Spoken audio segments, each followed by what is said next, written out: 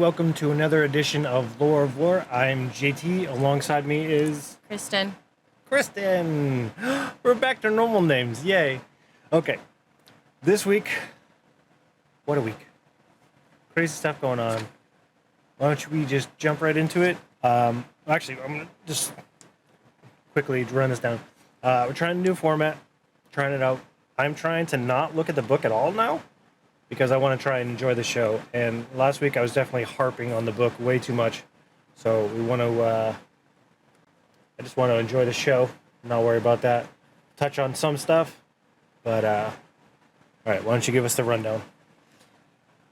So with the Rogue Prince, we have new opening credits with our original classic song, maybe a little upbeat, slight differences, but not very much. You got the blood flowing down and around with, like, is this symbolizing, like, the blood of the dragon? Is this blood spilling of the Targaryens? Is it, like, prophecy of their future? But it's pretty epic. But moving on.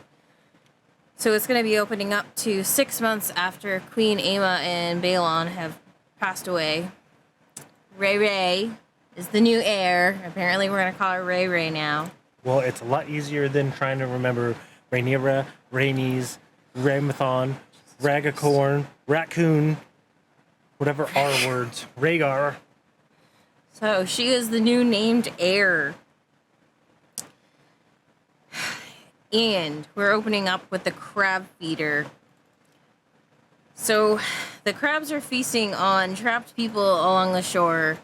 And it's pretty freaking gruesome looking, and you like the sounds of it. It's pretty gross.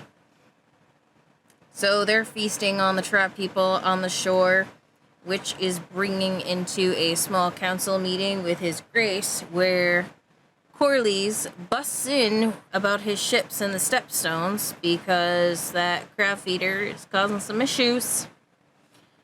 We find out that Lord Commander Redwine has died and they're going to need a new Kingsguard.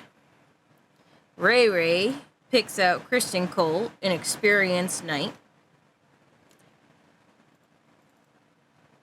The series is then later showing Alicent, the model and lore of Valyria. And Balerion breaks his little figure of Balerion. It's still a little dragon, but we all know it's Balerion because... Synopsis. Alright, sorry. Balerion breaks! And Viserion rants to Rey... Viserys. What did I say? You said Viserion. That's a dragon. Sorry. Viserys, there's too many... See? That's why we changed Rhaenyra to Ray, okay? What happened to, like, Rebecca and, like, James? George. Anywho, Viserys is venting about Ray to Alicent. He's kind of just, like, not knowing what to do for his daughter here. Like, you know, everything just went to hell 6 months ago, and he just doesn't know how to reach her. So then we come up to Ray and Alicent, who go to the Sept, in which Alicent is asking Ray to pray, which we all know that Targaryens aren't really people of the faith. So this is kind of... It's not that they're not people of the faith. They're still new to the religion. Yeah. Because they only accepted it when Aegon came in and conquered. Aegon, instead of wanting to just come in and say, this is my kingdom now, this is how we're doing things, he said, okay, we're going to adopt some of your cultures, which is accepting the faith of the Seven. Because their religion of Valyria, we don't know a whole lot about. I've heard a little bit. I think there's some in the world of Ice and Fire, but it's very lately touched upon. But you do know there's probably some blood magic involved with some of that going on. They actually touched on it in this episode when Viserys was showing her one of the towers and said this is where the blood mages would do their stuff. Blood magic with the intro. Maybe that's what they're doing blood magic to make the clocks work.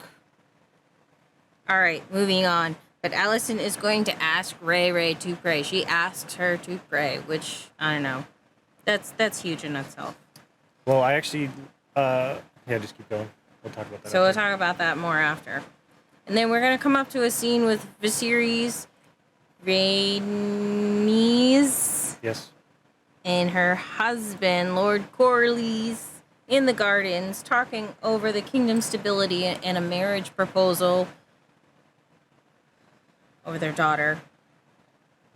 Vi and Ray have dinner and discuss about Aemma's passing later on, in which, Viserys and his daughter Ray are going to have dinner and discuss about his wife's passing, in which he's going to kind of put her in her place. You know, you're young, you'll learn, because, come on, we've all been teenagers. We think we know everything. But then the Hand's going to meet up with Viserys while he is getting a wound treated on his hand. The Hand, Otto, is able to connect and sympathize with Viserys. You know, you're the king, but I don't envy you. I don't envy you either. And then, after that, Corlys is going to be supervising a walk with Viserys and Lena. She's so pretty with her cute curly hair. They're going to talk about dragons. Then Lena's going to encourage the proposal idea. she's 12.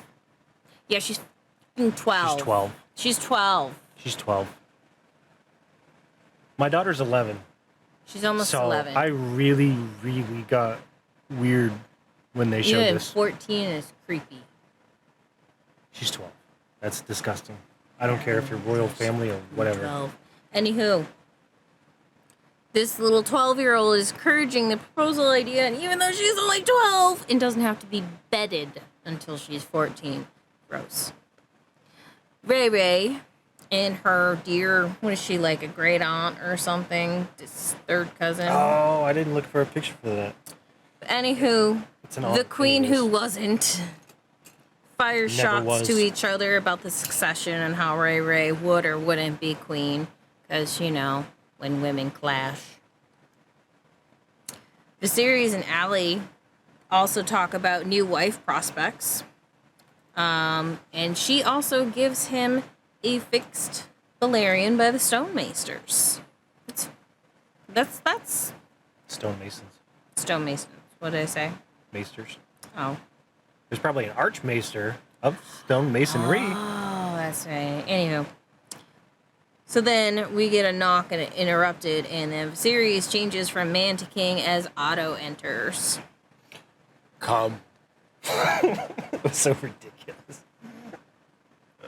Otto interrupts for the small council where we find out that Daemon has stolen Balon's egg that Ray placed for her brother in the cradle. Look at that. Look at that gorgeous black egg. Who do we... That could have been the next big one. Who do we know? Anywho. Sorry. What? Missing the one with Otto and Aly. Otto and Aly. Oh, yes. Big moment there where he's telling her, oh, Kratos.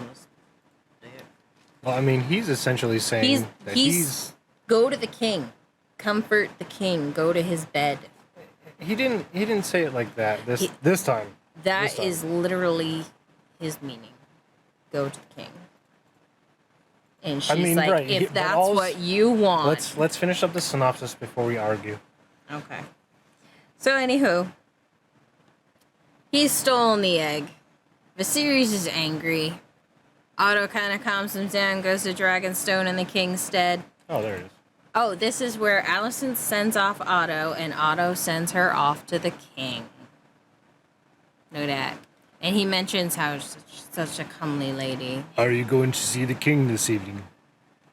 If you wish it. That's what you wish. As you wish.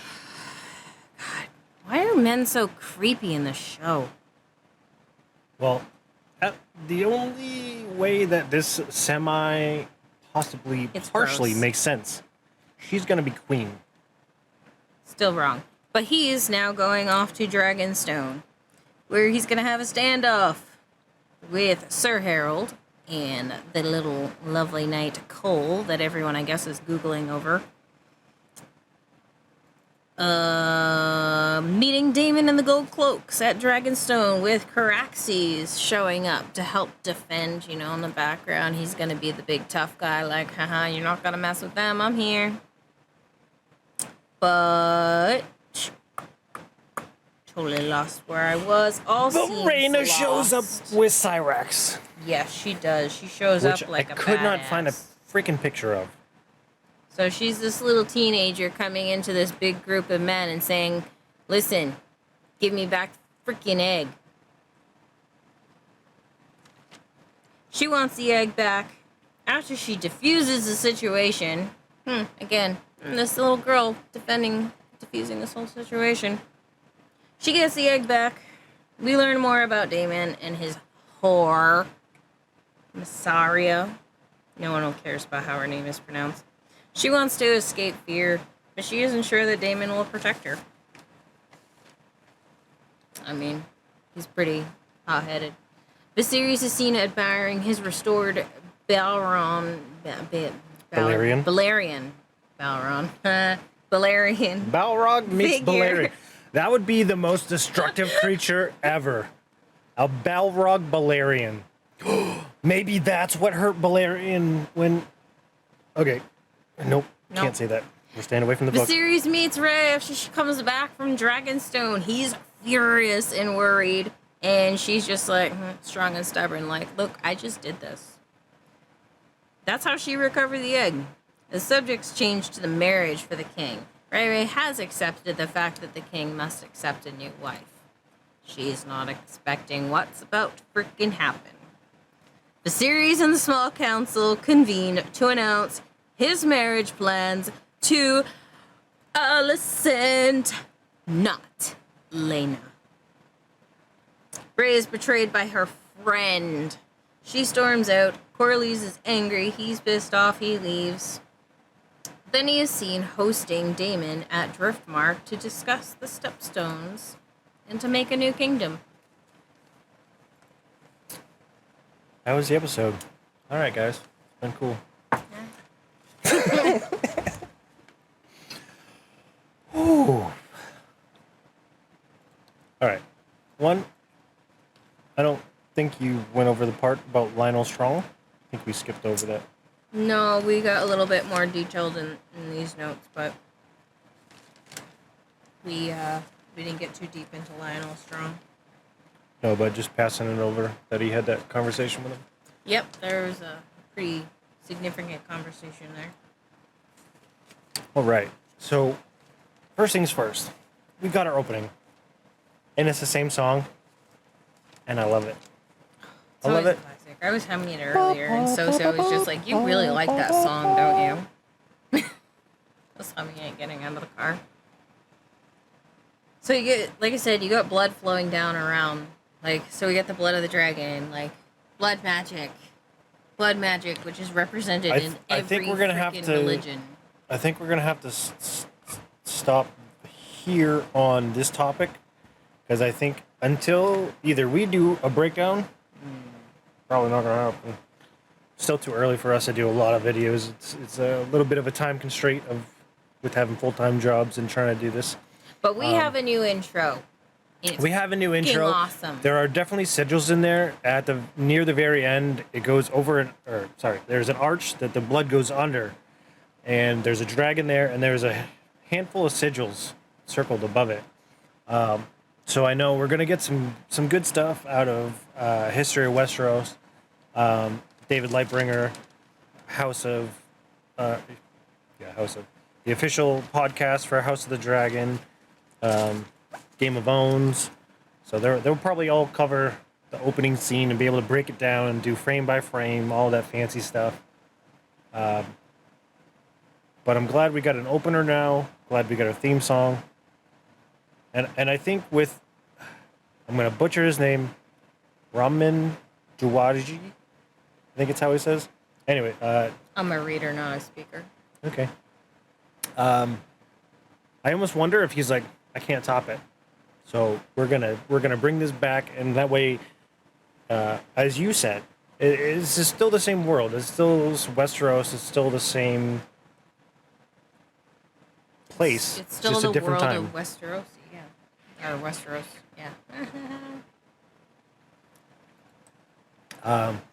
We got a little bit more on Kragus Drahar, also known as Kragus Crabfeeder. So he is not Mariners. So we did find that out. It mentioned. Trying to do too many things. I gotta wait. I don't know what I'm doing, chat. Alright. We got enough of these open now. So, this is this guy. It has been confirmed. This nasty right here in this corner. You guys can see the cursor. That's grayscale. So, he's a little bit crazy. I forget what I heard. It might have been on the official podcast for House of the Dragon. HBO is putting out, or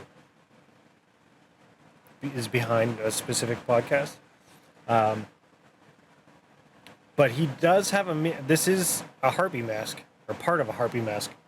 I was going to say, it From definitely Marine. doesn't look like it's part of the grayscale itself.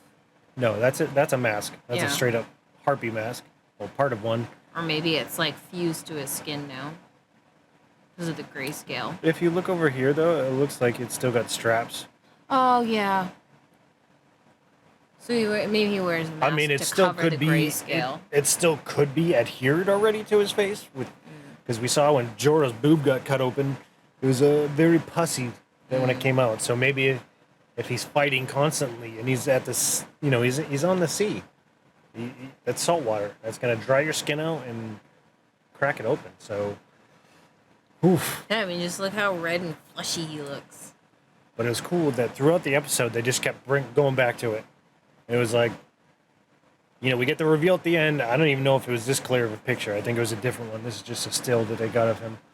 But the fact that they kept showing, like, oh, this is still going on. Corlys, in the first few minutes, I think it was. Yeah, he busted into the small council.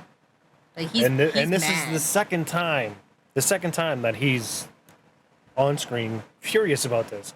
Episode 1, he talked about how the 3 cities were becoming the Triarch, and how Kragus was going to become a problem if they didn't do something about it. Mm-hmm. Now it's 6 months later in episode 2, and still nothing's being done. He said, "Oh, we sent emissaries across the narrow sea," and it's like, well, 6 they're months not. is a long time. Well, Lot they're can not happen. gonna. Oh, look, keychains, everybody. Not a sponsor, but Sticker Mule. They're good people. Anyways, cheap plugs.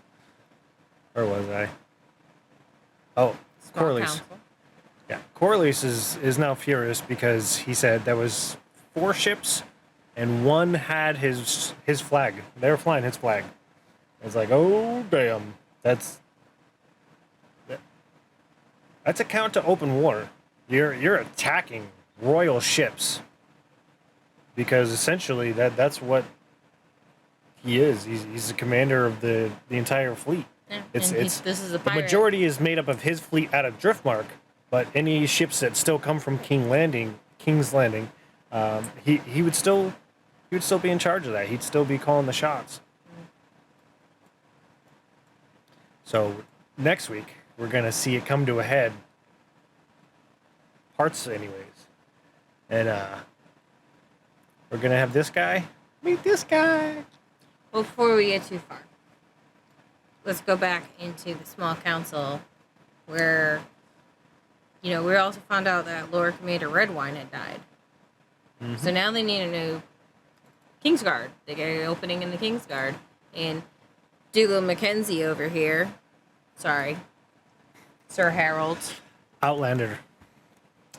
He's an amazing Scot. Great actor. You should check out everything he does. So anywho, he's also very encouraging with Ray Ray. You know, he kind of lets her do her thing to an extent. Yeah, I mean, it kind of sucked because she thought she had a good idea to deal with the Stepstones and say, hey, you got dragon riders. Send us. Let's just go scorched earth on their ass. Scorched earth on their ass. You know, it's like... And then you get Viserys like, nope, nope. Shut up over there. Shush. Yeah. And then Otto's like, can we give her a doll and go play? Yeah, essentially give her a little meaningless task of... But here's what I found really odd about said menial task. I didn't take a picture of that either. Crap. I did the pictures last second, y'all. She does her duty. She takes it serious. But here's the thing. Otto was like, hey, go play. Go do something else. And then everybody's like, okay, why doesn't she pick the new Kingsguard? Fantastic. Great, grand. He's still there. He's with her. Which is great because he was able to give her some counsel on what to say when she was disapproving of that first guy. I think he was a Malister. I don't remember. Maybe the Malister was the second guy. But either way, it was like, like, ooh, not you, but how do I say, no thanks, you suck, without saying that? It's like, oh, thank you for your leal service. We'll call you back later. Yeah, it's like, you caught that poacher, so thanks, good job. And then Rhaenyra's like, who here among you has actually clasped swords with a man who wasn't using a tourney sword? Yeah. It's like, oh. Actual experienced in the open field. So then we get CC stepping up over here. The one person that is not just a tourney knight. Yeah, Crispin. He's actually faced combat. Yeah, Crispin. Crispin Coles. Sorry, Crispin Coles. You probably won't see this, but... Yeah, oh well. Inside joke. Sorry. So this is the new flame for the fantasy world, apparently. You can do better. You can do better. Oh, he's a handsome fella. I'm not saying he's beating Damon right now, but he's a handsome fella. But he beat the other Damon. So he beat Damon, so what? Beat him in the I don't tourney. remember your name. What's your problem? But the Vampire Damon, yeah. Vampire Damon is better. All right, so Rhaenyra picks a small council.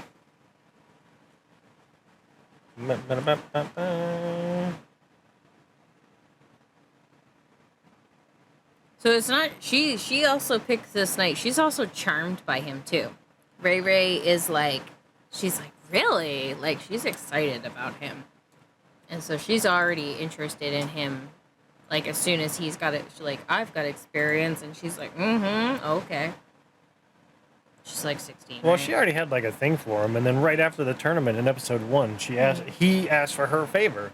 Yep. And she's a princess, so that's not a... I don't think that's a small deal. I feel like that's a bigger deal when some of these knights ask for the favors of these highborns. Yeah. It's kind of ballsy to ask for the Like favor when of the- a princess. Well, when the Baratheon did it, and it was like, okay, you're I believe that was Lord Baratheon. Could be wrong. But Rhaenys was like, all right, cousin, good luck. And then he gets his ass beat right away by Sir Cole. So, Yeah. easy come, easy go. Rhaenys is like, yeah, that makes sense. But, yeah, we're going to move into But she Warhammer throws- here. Yeah, she throws that shade back. And now we're with We're with Warhammer. Marjorie vibes here. We're playing Warhammer.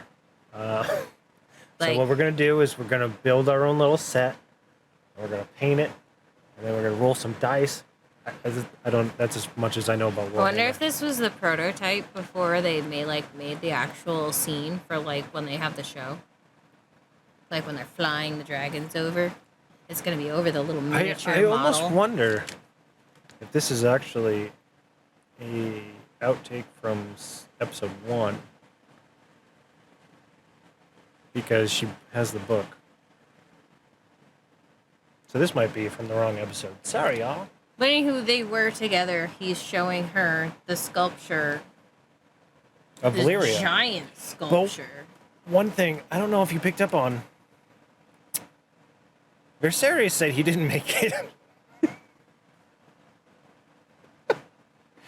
He said, I have the plans, the stonemasons make it. He doesn't even do it. But That's not his work. He gets the credit for creating it. It's funny to me because they're like, oh, look, he's doing all this stuff. And in episode 1, it did look like he was chiseling a little bit. But It's it like was an author of a book. Like, though, yes, one person creates it, but it takes so many other people to, like, actually get it made. I wonder if that's one giant piece of granite. I don't know. It's pretty cool, though. Seems like it'd be layers. I was wondering about that. Like, how many people would it have taken to get all this material up into this room? Because who knows where this room is? I'm guessing it's in the Red Keep because it's Viserys' quarters. So they had to go all the way through the castle, all the way into the Red Keep, and I kept seeing the Red Keep, into Maegor's Holdfast. And then, yeah, that's a tremendous amount of weight. Yeah. But this is also where Balerion, the figure that I don't see him. It would be normally up here. Over. He drops it. It breaks. But it breaks. It breaks. And he's clearly upset about this. He's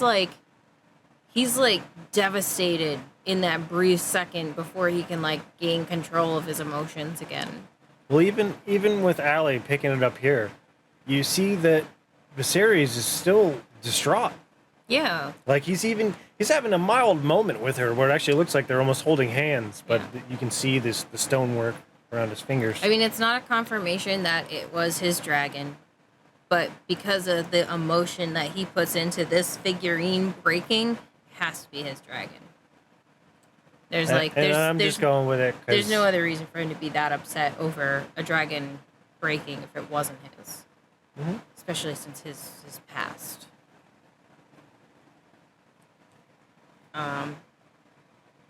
But yeah, so she's cozying up to him, not just because hey, I like this dude. Her father's telling her to do this. I think a big part of it, besides Otto telling her to do this, I think she's finding comfort in Viserys with her own grief. Mm-hmm. Because she's still dealing with the loss of her mother. We're not sure how far back.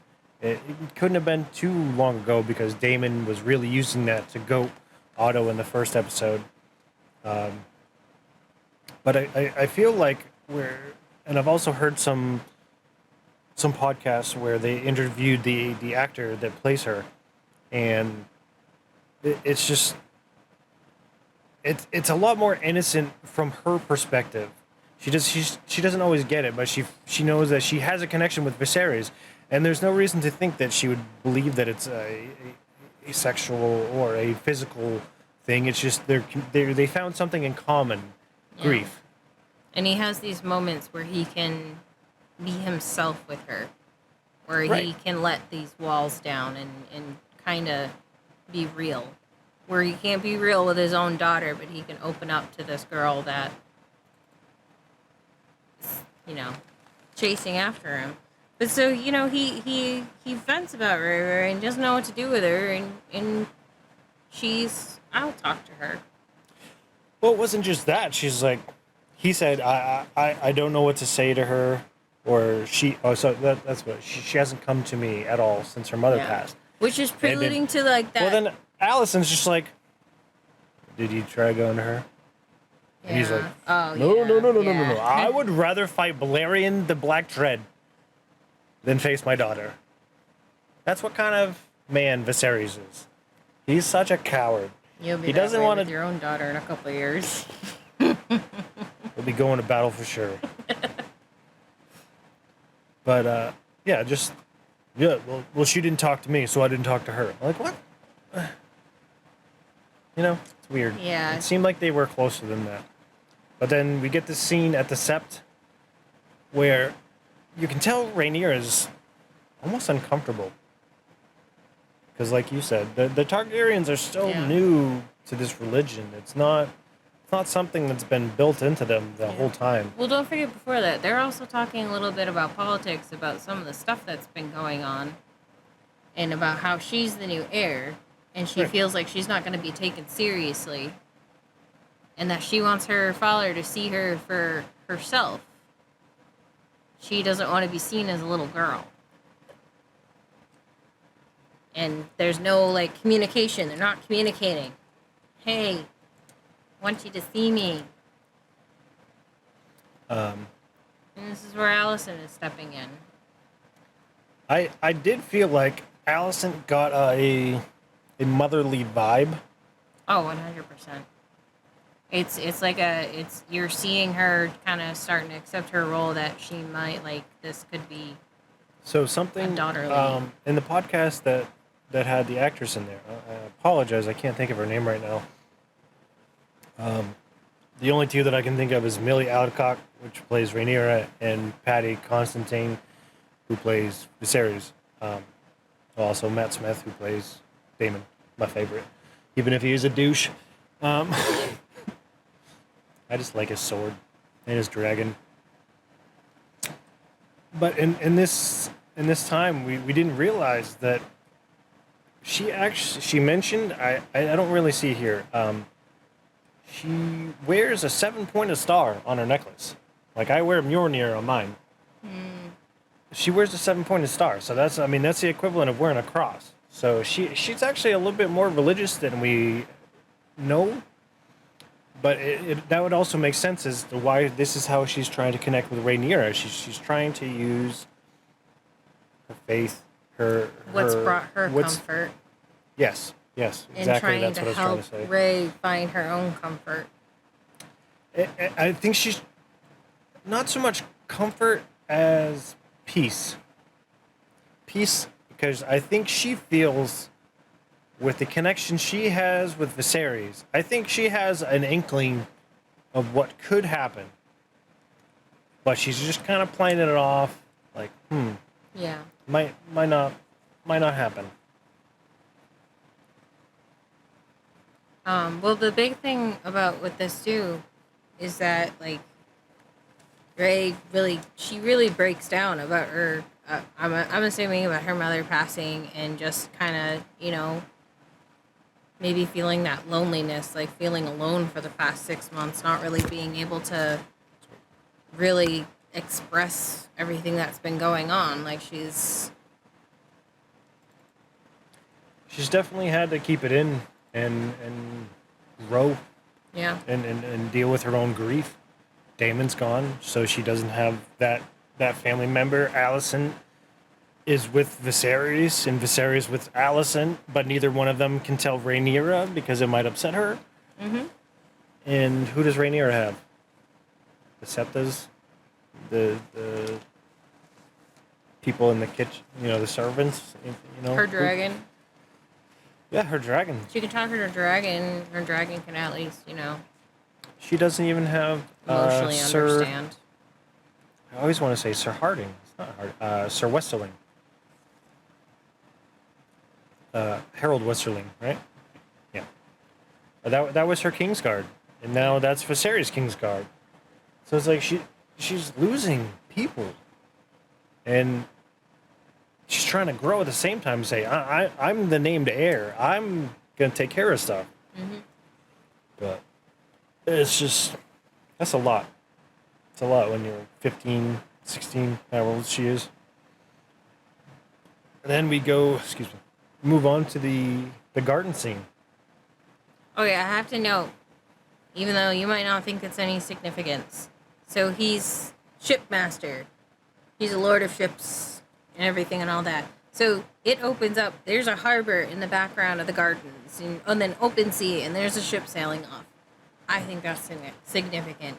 Like, even like of who he is as a character. It's kind of like representing, hey, I'm a ship lord. And I'm nodding sarcastically because they're at a harbor. You're going to see ships leave. But they're specifically They're at a harbor. showing out I saw there. Let's go to Portsmouth. I saw a boat. I wonder if that's significant. No, because it's a harbor. But they could have done that overlooking scene Blackwater Bay. anywhere. They could They're have done that overlooking scene Blackwater. anywhere. It's just a beautiful picture. Doesn't mean that it means anything. Anywho, You're diving way too deep. scenes play significance. I So mean, anywho, if they're they in the gardens focused on talking it. over the kingdom's stability and the marriage proposal. Yep, because he's like, hey, everybody sees you as weak right now because Yeah. Well, he You- apologized for the burst-in first, though. I think that was more Rainey as being like, hey, we gotta play the game in order to.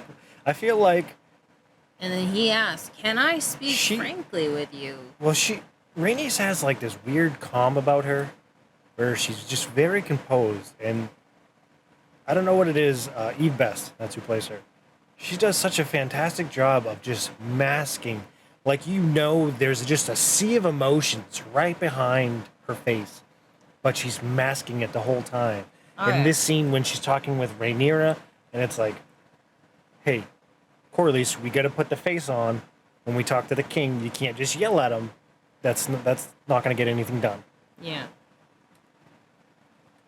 But yeah, so they're I mean, he has to speak frankly with him. So they're talking about the enemies of the Red Keep are watching. The enemies of the Red Keep, their eyes are on the Red Keep. Like, the queen is passed. A girl's been named heir. The disinherited brothers fled King's Landing and claimed the Targaryen seat on Dragonstone without challenge, and now the foreign power has established a colony in their most critical shipping lane. The crown's vulnerable. Mm-hmm. That is the whole, so what's their solution that they're going to propose? The 12-year-old. Marriage to their 12-year-old daughter. Which we do have to admit that she does admit that she doesn't like the idea of her daughter marrying a Cecily. She does mention that in the episode. But she also understands. There's a role to play. Well, she understands that in this world that is ruled by men, that's how you get higher in the world, is through marriage. As a female, that's how you move up, is through marriage.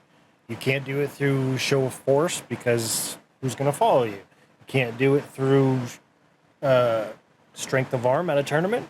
You're not allowed. See, if women were in charge, countries just wouldn't talk to each other. We'd just be like, no, I'm not talking to you. Ugh. There'd be no fights. Except Catty maybe. Little, you're fan. I don't know. So anywho, Lena could be the option to reunite the two great Valerian houses together. All the stuff that Corlys brings up is true. And it makes a lot of sense. But the look on Viserys' face when they mention that proposal, he's kind of taken aback by that. Like, He's like, okay, so you're going to want us to charge the stepstones. You're going to want to take Rhaenyra's idea and let's just go burn the place down. Let's see what let's build a bigger fleet. Let's get an army. Let's start calling the banners. No, I want you to marry my 12-year-old. It's fucked up. It's messed up. Ooh. It's gross. All right. We're going to take a quick little break. You guys won't notice, but maybe you will in the little jump. And we'll be right back. We're back. All right. So after this, the next part we're going into is Ray having dinner with her father. Yeah, this isn't the right picture. This is from later. But they do, they chat over dinner, and you can take off on a little bit more on this one. So it's almost like she's breaking the silence. Like, Sir Harold brought us a good consort of tourney knights. Yeah. What a joke. Well, what wasn't mentioned at the sept is that Allison told her you might have to take the step to talk to your father if he's not talking to you. So she's taking the initiative here. I didn't even catch that. I do remember that at the end of that scene. She goes, maybe you have to be the one Okay. In those like So central terms. so it's another Yeah. way that Rhaenyra is stepping up and saying, "All right, you're not going to talk to me. I'm going to talk to you." Yeah. And then they discuss Sir Crispin Cole and Kristen Cole. There you go. Kristen Cole, which she's very specific, like, no tourney knight should be guarding my father. A seasoned, experienced soldier is what I want, not one of these tourneymen who just knock around wooden swords all day. I think part of that was exactly what you just said. And But part of that was she's like, I'm not going to listen to you, Otto, because I'm getting a little bit of a pushy vibe from you. You already sent me away from the small council. And then now you're micromanaging me while I'm trying to do what the task you gave me. so she's like steps up for herself, like she asserts her role as an heir. Mm-hmm. And puts him, she puts him in his place. Actually, that scene didn't happen yet, right? When they chose Kristen Cole, she was very much like, why I'm choosing this man. I don't think I noted it. Okay, yeah. So they did talk about Cece already. Christine. Discuss. Yeah, so they talk about they touch on, like we haven't said much since the passing or whatever. And then she at the small council today, and then he just completely cuts her off like, "Nope, don't worry about it." She's like, "But I thought I had a," and you knew she was going to say, "But I thought I had a good idea or a good plan or whatever." And no.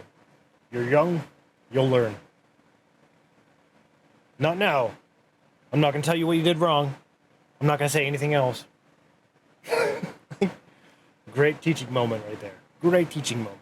You'll learn. Not from me, not from now, but you'll learn.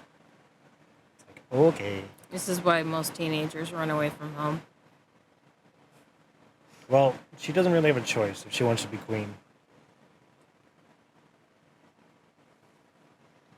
So then Viserys is treating his hand in the box o' maggots. Yeah. So, significance to that wound, he's hurt himself on the Iron Throne. So I actually brought this up in somebody else's chat and podcast forum. How gross is the throne that when you get cut, it multiplies like that? The one on his back was gross and growing, and you saw that it had all kinds of gross pus coming out of it. His finger looks like it's friggin' dead. It was black. You gotta think about like the time, the cleanliness of this like type of era too. This is the king. They're the most clean. They shower like once a week. He's still got a little grubbiness under his fingernails. It's the throne. You shouldn't get a little. There's a little cut. And then all of a sudden, it looks like his hand's going to rot off. Yeah, but they don't know about germs here. They don't know to sanitize. Some of the maesters do.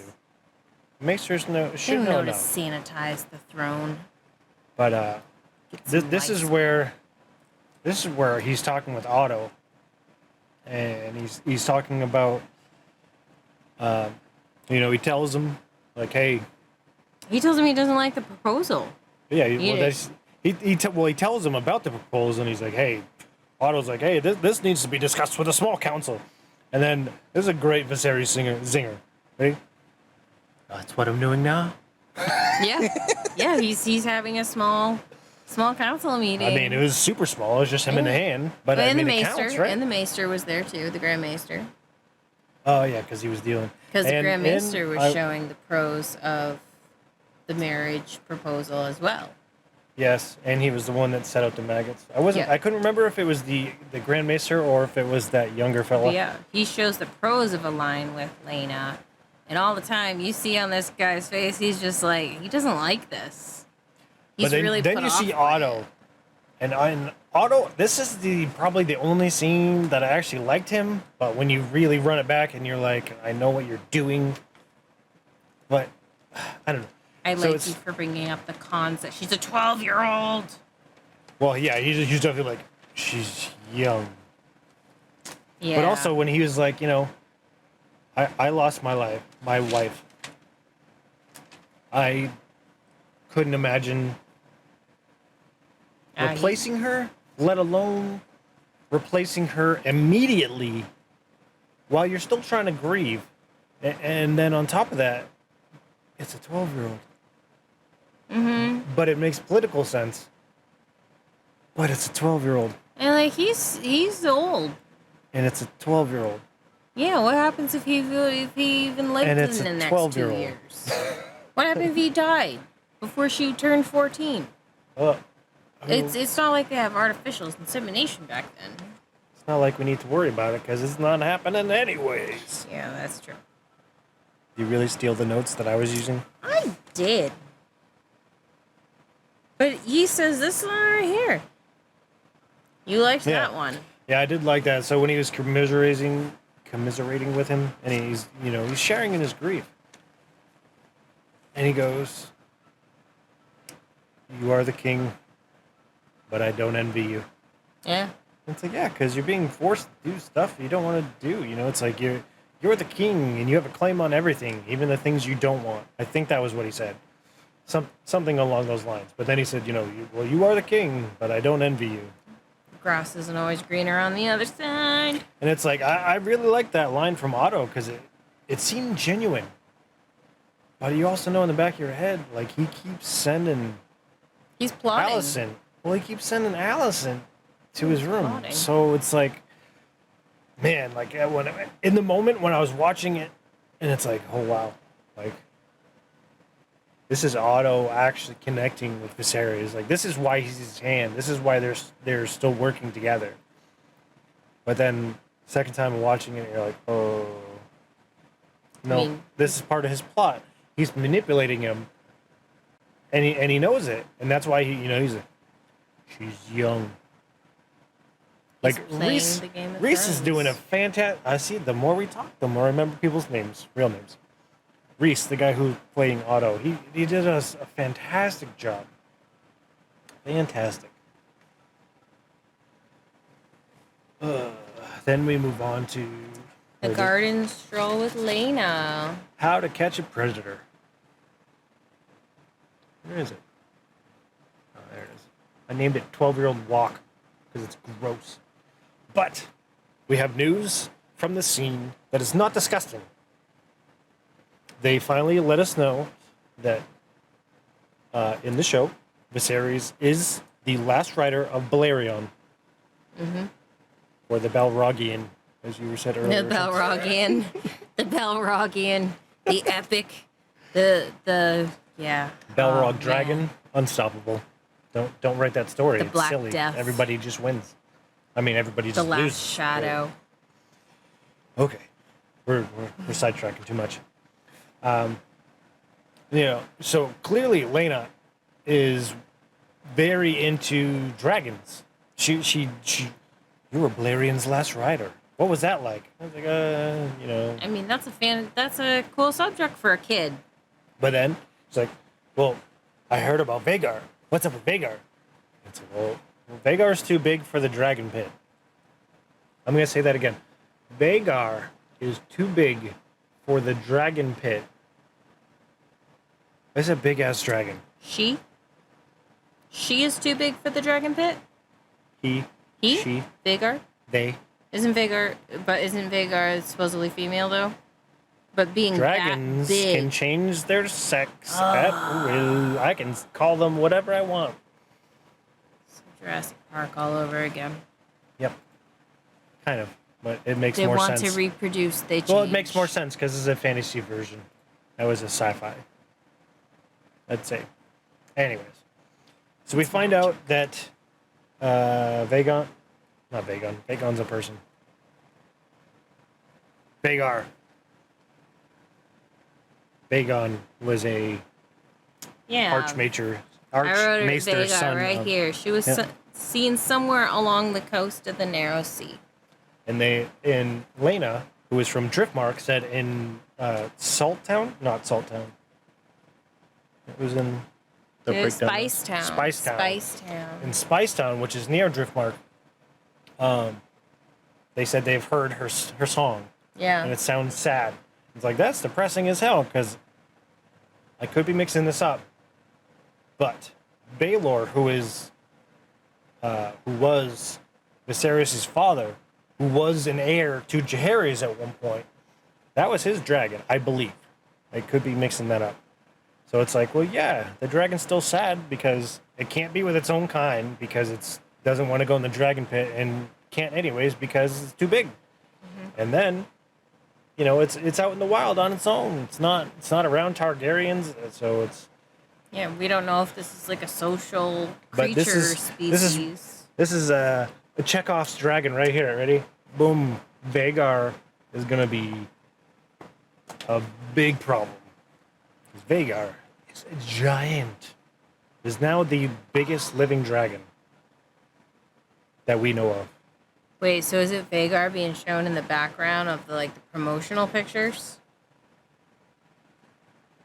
behind Ray Ray? No, that would be Cyrax. Oh, okay. Still, dragon. It's a promotional picture. All right, we're gonna take one quick break.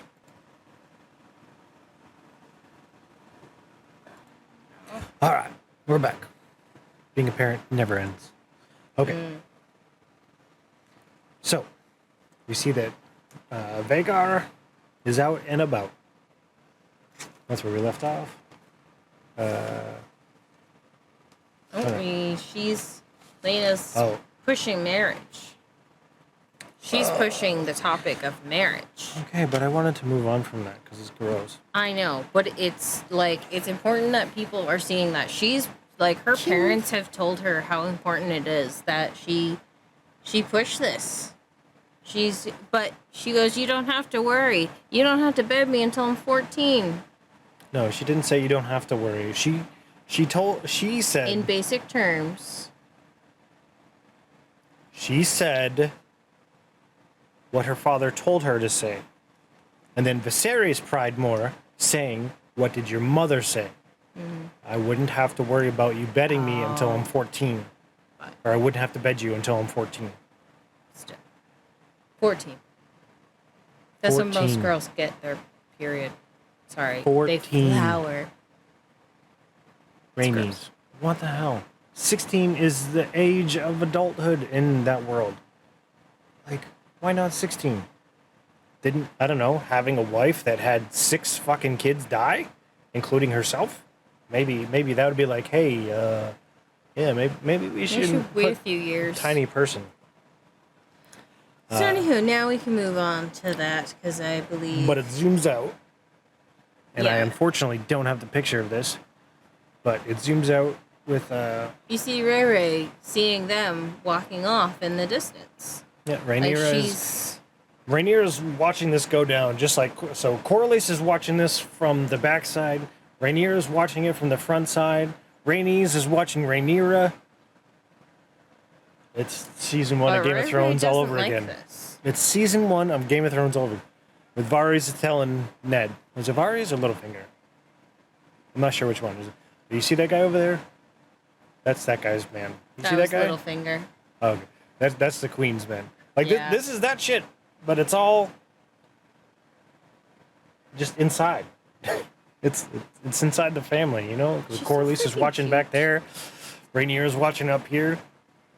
And then we have the standoff, the heir, and the queen who never was. Yep. The queen who never was. And, Ray and Rhaenyra is, they talk in that balcony. She seems to really rub it in that Ray's going to be spurned as an heir like Rhaenyra's was. Rhaenys. This is why we changed names. It makes it easy. Rhaenys. Ray, and Rhaenys. I should think of Rhaenys. That'll be easy for me to remember. Well, this is how I look at it, is that they didn't want to bend the knee to Rhaenys. Yeah. So, knees at the end, Ray and then knees. About this, though. You're not even acknowledging when I talk? Yeah. I'm giving you a hint to remember the Yeah. name, and you're not even. You're talking about something else. Yeah, Rhaenys. Okay. But I'm sorry, I'm on a whole different mind track because you're talking about Ray and Rhaenys like throwing shots at each other. I was talking about her name, and you just. Sorry, I was still kind of going on about that. I noticed. But it was the fact that Rhaenys. She was like, "Hey, this is it's shots back and forth, but at the same time, it's like, because she's like, they had a chance to pick a queen, they're not gonna do it." Rhaenyra has her Daenerys moment. I'm gonna break the wheel. I'm gonna make a new council or whatever she called it, whatever she said. She's gonna make a new kingdom. Like she's gonna change things. But Rhaenys is like, listen, I've been around the block. I literally should be queen right now. But they decided to not do that. And there was also an option of making her queen regent, not even queen. They were going to bypass her and pick her son. And they're like, nope, we can't do that. We're going to make it Viserys. Yeah, we're going to stick to because the male that here. also set the precedent that the crown can't pass through the female to another male. It has to go through a male. And so Rhaenys is like, I'm not trying to hurt your feelings. I just know what's up. And yeah, I don't want my daughter marrying him, but if it's not my daughter, it's going to be somebody else's daughter. It's going to happen. And whoever Viserys marries, they're going to have kids. And if it's a boy, it's probably going to be the heir. And Rhaenys is adamant that Ray will not be heir because, as she says, men would sooner put a torch to the kingdom than let a woman sit on the throne. Because she might do it better. But they will not let a woman sit on the Iron Throne. And we're seeing this. Everyone is fighting against Ray being queen. The potential of Ray being queen. So the next we go back to Viserys talking to Alicent. And he's doing his thing. They're having their moments. Their time to take the guards down. Take the walls down. Are down and they can be themselves. Yeah. This scene very specifically, and Viserys gets this dragon back. He gets the stone Balerion, and he's touched. He's absolutely touched that she would go out of her way to go to the stonemasons to have them fix this piece of artwork for him because she knew how much it meant to him. Well, before she shows him this amazing, sweet gesture, he kind of spurns her a little bit when he tells her that Lena is a prospect for a wife. That's not him spurning her at all. That's him explaining the situation and going, this is what's up. She's put off by it. You could tell, you see, her face just drops. Yeah, you could 100%. You could see the light dim just a little bit. Yeah, but it's not just because her father is telling her, "Hey, you gotta woo this guy." She's found a companionship in the series. But you keep saying that. He's not saying that. He's just saying, "Are you going to go see the king?" He's still pushing it. Oh. He's not telling her to sleep with him. But no, he's telling her to build a relationship with this man. It's an intimate relationship. It doesn't have to be physical in this manner. This is a very intimate relationship. And I understand. I think we're just... I don't know. My brain's broken right now. But she's upset and changed the subject by giving him this very thoughtful gift of his dragon being fixed. And he just he's so happy by it. Of course, it's interrupted by Otto. Again. But this is that scene. He sits up, fixes his posture. For some reason, it's important for him to put his arm on the table like this and come. And it's Otto, and he's like, "Oh, it's Otto." He's like, it's cool. It's your dad. He knows what's up. Yeah. And then he's like, "You need to come to a small council meeting." He's like, "Just tell me. Just tell me." He's like, no, better you need to come to a small council meeting. And I did a terrible job with all the pictures, y'all.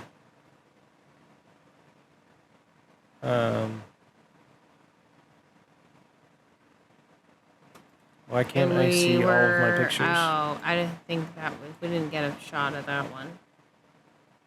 No, but now there we go. Here So this isn't the small council where it happens. But for the most part, it's the same picture going on. So they come in, Viserys is like, what's going on? Or actually, no, it opens on, cuts to the small council, opens on the Dragon Keeper talking Valyrian, saying, blah, blah, blah, this is what happened. It was in the hour of the wolf, or, midnight, whatever he was saying. Yeah. And then it's, like, Daemon stole an egg. Oh, shit. Daemon stole an egg. Oh, great. He left a note. Dear brother, I got my girl pregos. Even though you told me to go to the Vale, I didn't do that. The wedding is in 2 days. Yeah, we're getting married. We're getting married. It's in 2 days. You can come. I'm going to take this egg, though, because I knocked this girl up, and it needs to be in his cradle, because, that's what we set as Targaryens. And it's a heavy moment. But you're just like, oh, man, that's messed up. And then Rhaenyra's like, hey, Dragon Keeper, which egg is it? Yeah. She needs to know. And at first, it's almost like she can't even really get it out. That's why she says it to, mousy. Which egg did he take? It's the same egg that she had personally picked out for her little brother. Who passed. So you instantly see, it's like to me, that was a Daemon woke the dragon moment. Yeah, he did. Because it was like that anger flashed on her eyes, but the tears. So it's like, she was so upset, she became furious. And it's just like, uh-oh. But then we got Otto Hightower saying, hey, King, that's too much of a risk. Daemon is such a loose cannon. We can't, we cannot risk you going there. There's a chance that Daemon will kill you. He's like, send a small contingent of men. That's how I think you can tell that Otto, for whatever reason, didn't realize that Daemon was not going to just listen to him. Because it seemed like Prince Daemon, you dishonor yourself, dishonor on your cow, dishonor on your family. And then Daemon's like, you want this? You want this egg? You want it? You can have it. But you look at, Otto only brought like 10 guys, where he knows that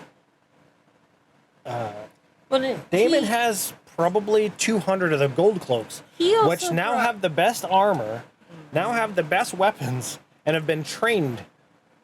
They're pretty brutal now. So they're blooded. Kristen Cole and Sir Harold with him as well. The King's Guard went with them. All of the King's Guard, as far as we could tell. Specifically noting those two. Well, that was just because it was a good singer. But we're actually skipping ahead to we skipped the scene. What? Oh my goodness. Oh yeah, sorry. We do have a scene where Otto meets with his daughter. Why is this not in order? It keeps changing order. Oh, we're learning. We go. We're learning. And she's helping Otto get ready for this mission. And honestly, this seems like a suicide mission. It's crazy.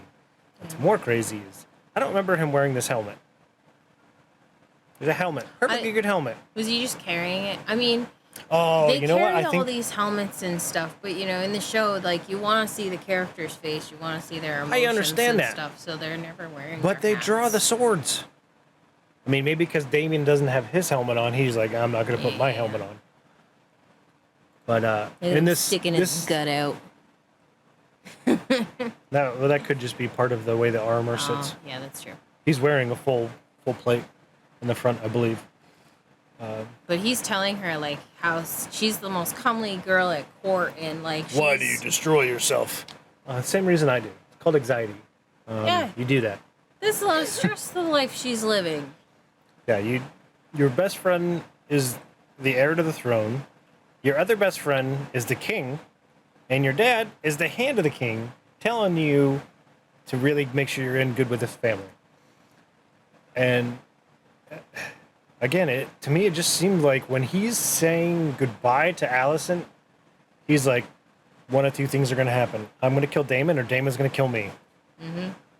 He's not expecting to come back to this, potentially. I don't think so, but I think that's why in this scene, it was creepy, but not as creepy when he's like, are you going to see the king tonight? But it was her. What made it creepy was the her, if you wish it. See, I don't know. Like, the way I see this relationship, it didn't seem like a question. It seems like more of a, like, you're gonna. I think she got that and said, like, if you wish it, meaning, okay, yeah, I'll go see him. That was her acknowledgement of her saying yes. That's what I got. But all right, let's move forward to Dragonstone. Now we see the Otto move up on the causeway, and he stops at a odd spot, because why not, right? Damon comes out with his retinue and his guards around him, along with Lady Mazzaria. Who's in a white? Can we note that she's in like a queen's garb here? Sure. She's dressed like befitting a princess. Actually, yeah, if you look at the stripes, because she's got crispy. a very well designed. See, look at the stripes. See what I'm saying? Like, they got the stripes going across. So it's a very elaborate design. It's specifically for a lady of the castle, not just some. Well, to be fair, that could be somebody else's garb that's in the family and just happens to fit her. That's probably Targaryen garb that was left at Dragonstone. Still a slap in the face. Well, that's why Damon would have told her to do it. Of course, Otto has the standoff, and then Caraxes comes. Hey, buddy. What's up, Caraxes? Caraxes, the bloodworm, baby Smaug. He literally looks like a viper.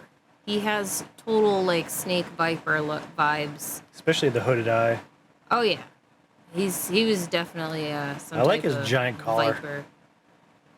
I love their whole saddle get up. Like they all have like these. Oh, really so they nice don't fall off looks. the dragon? So it actually makes sense. Yeah. I have so many tabs open. He's a very intimidating looking dragon. He's got a mean mug, and he knows how to use it. But I mean, it was also so nice to listen. Like, I don't know what it was, but he was singing. So I think you were meant to realize that the dragon was singing after Lena had mentioned it earlier. Mm-hmm. So I think that was definitely a big thing. Oh no, I couldn't find a clear one. I wanted a clear shot of Damon just pulling out Dark Sister and just be like, "You just threatened me and my lady." Oh, I thought you had gotten one. No, it didn't. It didn't come out good. Oh. So I think we mixed things up a little, or I mixed things up a little bit. The swords come out, and then Caraxes shows up, and then that's when Otto has that great line: "Sheathe your effing swords, or put your steel up." Yeah. Like, like, what are you stupid? There's a dragon right. It's like this is a dragon, literally gonna kill us all in about 5 seconds. It was just, boom. Yeah. Oh look, your birthday candle. Bye bye. But then we have the new heir make her appearance. They get this great scene. Like, all of a sudden, you hear Caraxes crying. There, singing, I guess. But to me, it sounded like crying. And then all of a sudden, you hear another one. Yeah. And then all of a sudden, Otto's like, "Oh, what happened? What did I just get myself into?" And then you just see the ripples of the clouds. Yeah, the way the clouds just give way over the back. Big. And then she comes up right next to the causeway. I mean, that was almost exactly how Rhaegal, I think it was, scared the crap out of Jon. That was like full body chill entrance. And then all of a sudden you're like, whose side is she gonna be on? Because you're not sure. You're like, she loves Daemon. That's her uncle. That's her favorite uncle. He gives her stuff all the time. Oh, either way. But way. that's Baelin's egg. Yeah. So she lands behind Sir Otto and dismounts. We didn't get a good shot of that because the only shot of Millie on the dragon is just in the saddle. Yeah. And it didn't, you could tell they didn't want to CGI it. So it was, and it's fine with it because it's just, clip, boom, cut away. She gets down, come across. They start following her and she's like, don't startle her. She's very protective. No, it was when Otto's like, "Princess, what are you doing? Go away. This is bad. We're big boy times." Yeah, like another time, Otto trying to just dismiss her. And she's like, no, I'd be careful because Cyrax is very protective of me. Yeah. And that's when bite you. I think one of the Kingsguard kind of looks at the dragon like, oh, crap. They have these bonds. But then that's when they just kind of make the way. She's like, I have a dragon. Get out of my way. She gets right up in Daemon's face. She's not afraid, like, height's no difference, gender is no difference. She's I'm in. I feel like she just at this moment just wasn't afraid to die. Couple things going on. One is that she was very confident that Daemon wouldn't kill her. But then also that even if he did, she's at the point where she's under so much stress, so much scrutiny that she's just like, I don't care. You want to kill me? You want to make the path for the throne clear? Kill me. Yeah, she presents herself right in front of him. And they're doing this in Valyrian, so nobody else knows what the hell's going on.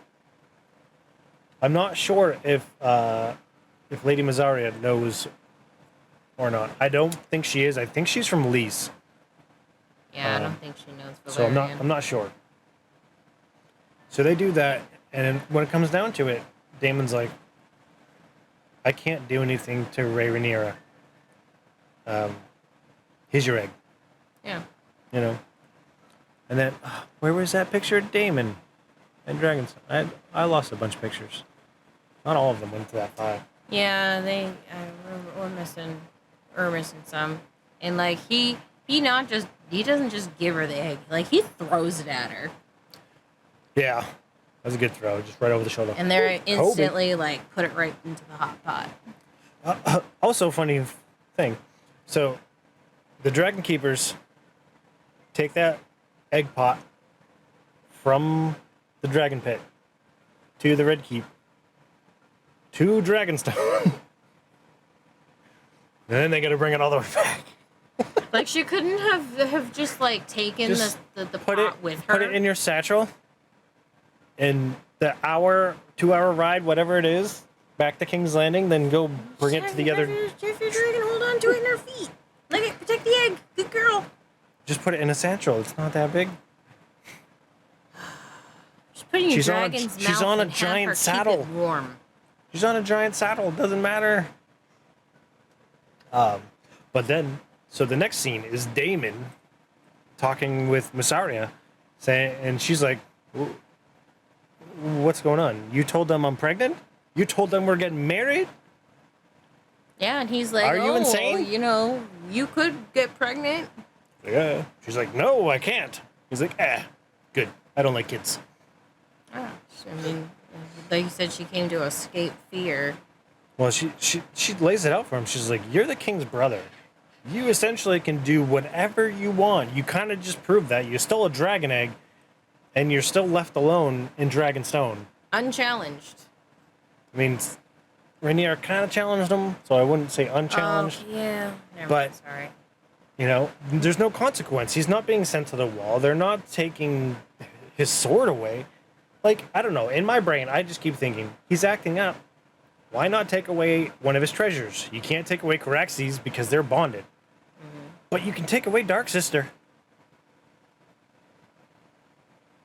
I mean, I think Viserys gave...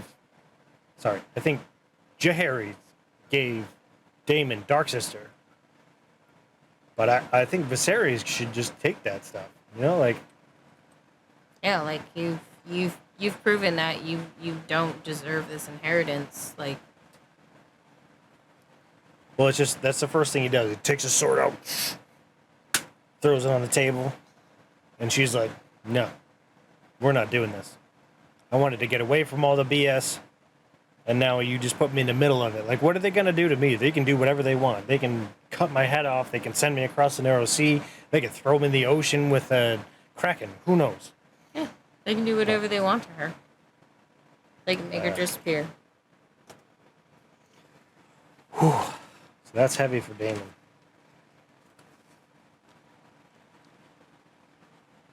All right. So then, King Viserys is looking at his newly healed Balerion thing. And he goes, hey, Lord Lionel, please, I need your, what did he call it? Unencumbered opinion? Something like that? Possibly. Unencumbered opinion. So, yeah, so just, he's like, hey, this... He wants honesty. He wants the truth. Like, what's your opinion? There's water in that. Oh.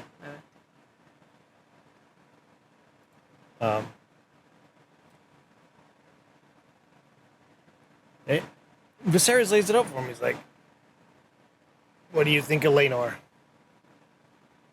Or Lena. Sorry, not Laenor. Lena. That's later. Lena. And he's like, she's young. He's like, but it makes sense because you're both from houses of Valyria. You know, you got the Valyrians and you got the Targaryens, the two houses that made it through the centuries, even past the Doom. And it would lock down the fleet.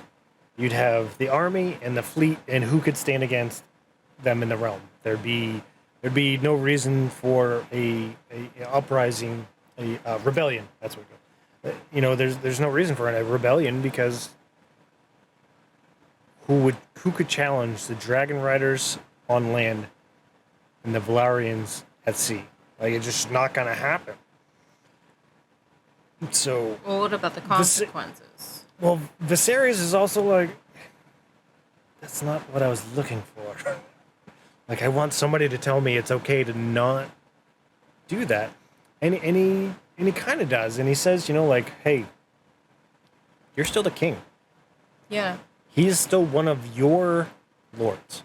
Like, you don't bow to him. He bows to you. You might be rich, and you might have this, you might have that, but you're the king. Yeah. You make the final say. And which he does. And then Viserys, I think, is then summoned because... Nope, that's not the right one. He meets Rhaewy when she's coming back from Dragonstone. There it is. This is... Well, he's mad because he's like, you're my heir. And literally, if something would have just happened to you, the realm would probably have gone to war because... Or... Crazy idea, have another great council. I don't know. Yeah, he's furious. Done it He's before. worried. And she comes in strong and stubborn about everything. Well, it's just funny. He's like... Can I sit? So calmly. Like nothing's even happening right now. Can I say it just casually? And then he's... Okay. Guess we're sitting. Yeah. You know? And then this is a moment where Viserys actually gets me, and Patty just does a fantastic job. So when he goes, I loved your mother, and then it cracks. It cracks very much. Mm-hmm. His voice cracks like perfectly, right at that tone where you could tell he's fighting back, breaking down, because you can tell he's still grieving the loss of Emma. Emma. And and then he's like, we're still grieving together. I'm glad to hear that you're still grieving, because I think she was worried that he was just moving on, whatever. And he's like, but you understand, I'm the king. This is my duty. Yeah. There are things that are expected of me, just like there are things that are expected of you. And she says to him, though, like, you have to take a new wife. She accepts that. Mm-hmm. And I think she, at that point, is accepting and giving her consent to Lena. Because in her mind, this is another 2 years where there's going to be no betting. And then even if betting does happen at 14... Well, she doesn't know that information because she was up on the catwalk. So it's not like she was listening. But I'm saying there's no potential for a child anytime soon. She doesn't know that because I think even in those days, they could be weird about stuff like that. Because I think there was a couple times in some of the stories they talked about these young maidens that were just too young to have children. She doesn't seem threatened by the prospect of if that's happening. And I think where that comes from is her talk with Rhaenys, and her saying, you know what? Yeah, your daughter, she can be the next queen. For now. But my reign will still be the one that happens when Viserys dies. Yeah. Because then Lena would become Queen Regent.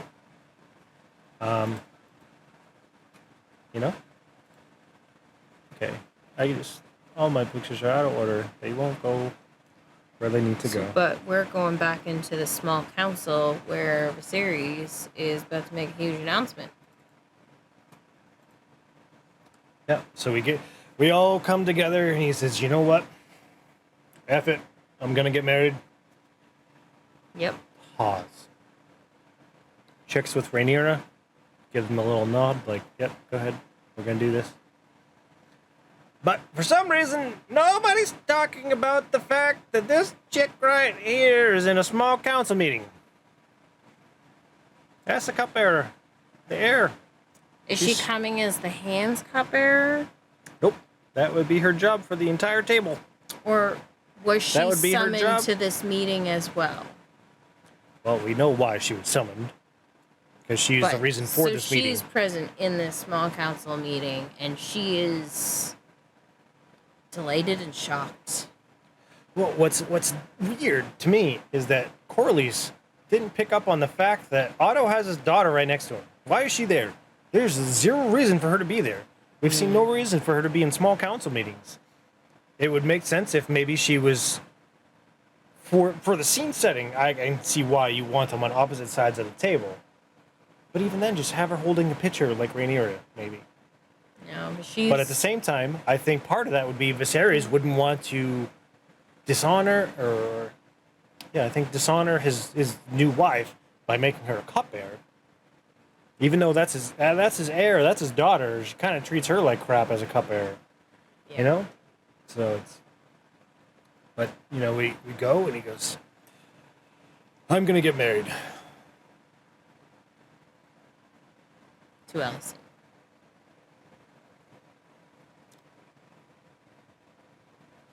To Alicent Hightower. And then you see Corlys like, what? What? Like this was this a proposal? Because I offered my daughter as a proposal.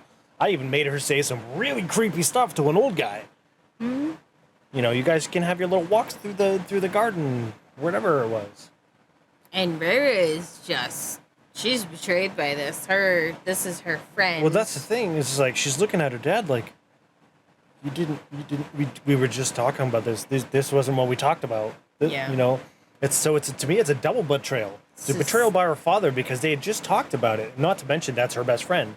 But then also, the second betrayer is her best friend for not saying anything about Viserys. Mm-hmm. Whew. Like, why would he just say, "Oh, I'm gonna pick her"? Like she knows there's something there. Yeah, there's a reason why he picked her. Well, there was a little like eye jump where Rhaenyra is looking at Viserys, or was looking at the camera, but you can tell like the way that they do the cuts. So it's like she's looking at Viserys, and then like waiting on the pause. He's looking more at Otto, and Otto right after he says he's got that big smirk on his face. I just want to punch him. But He's the like new little it was a second before he said her name. Rhaenyra like looked at her, and then Allison like quickly looked down because she's like, I know what's coming, but she doesn't. And then all of a sudden she was like, I know what's about to happen, and then he says it, and it's like, oh, you just. Well, I don't think she's. I think she's anticipating that Lena's gonna get announced, and then when she hears her name, she's like, what? No, I think she realizes before that name is even said, because of the pause, and because of Allison being there for one, but the look she gave her. That hair second, that, you know, but I think Rhaenyra is also flashing back. She's like, was this what the praying was about? She's like, we had a moment where we were trying to connect over our dead mothers, and then you do this. Madness. Yeah, there's just a lot not being said. Whew. The final scene, Corlys at Driftmark, hosting Daemon, scheming in a way, and saying, you know, hey, we got a problem. My house will be crippled, and I'll be damned if my house is going to be crippled by this Kragus crab feeder, just because Viserys doesn't want to cause war. And although Viserys said it earlier, directly to him, like, hey, the job of the king is to not start a war. Yeah. Although, man, Corlys is lying. There's a storm. You got two options. You can sail around it, or you can sail through it. You don't wait for it. You don't wait for it. It's like, damn. He knows. He's been waiting. He's already waited. Mm-hmm. He's been waiting months. But then also we got that nice little zinger from Daemon when, you know, he's saying, you know, he's telling Corlys, like, okay, go on, I'm listening anyways. And then he's like, you know, I'm not gonna sit here and have my family beggared while he's off feasting and tourneying and what. And Daemon's just like, listen, that's my brother. I will say of him as I please. You will not. Mm-hmm. And I was just like, ooh. Like, maybe this alliance isn't gonna work out. I don't know. I have so many pictures of him. It's crazy. It's kind of like people can make fun of. Well, I can make fun of my brothers, but when other people usually make fun of them, I'm just kind of like, fuck you. I mean, I know I've done it. I've been in arguments where I was like, listen, I can say that stuff. That's my family. Yeah. I now have the right to punch you in the face. Yeah. That's what Daemon was saying. Outsiders, it's disrespectful. Man, what an episode. I know both of us felt like it was short. It was only 53 minutes. So it was definitely shorter from episode 1. That's it. Right, but then it's like, when we sit down and, I mean, you go through notes and you're like, that's so much information. That is a lot. In the After the Thrones, the director, who I unfortunately is slipping my mind right now, he talked about how, like... Is there an Eric? Huh? Was there an Eric, maybe? I don't remember. We should have gotten the director's name. Anyways, he talked about his last name. It was almost like Yates or something for the last name, but it wasn't. But he talked about how it was a setup for the rest of the season. So we got a lot of things coming. We got the connection between Caraxes and Daemon, the connection between Cyrax and Rhaenyra, and apparently those two dragons like each other. They seem to be calling to one another, you know. Oh, Greg Gettines? Greg. We're going to just stick with Greg. Good job, Greg. Greg, why? Thank you for directing such an awesome episode. You know, and then they talked about how everything's crazy.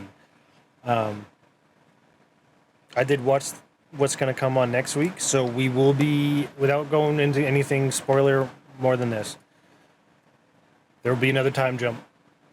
This one is going to be more significant than in between 1 and 2, which was only 6 months. I'm guessing this is going to be about 3 years. About that, judging by what I saw from just different characters. So be expecting that in the next episode. I'm expecting some crazy stuff coming out of the Stepstones. I like to see what's going to go on with Daemon and the Valarian fleet and see what he can do with them. Get some action. It's going to be good. You got anything else to put in? I'm good. All right. So I guess we'll catch you all next time. Who's out?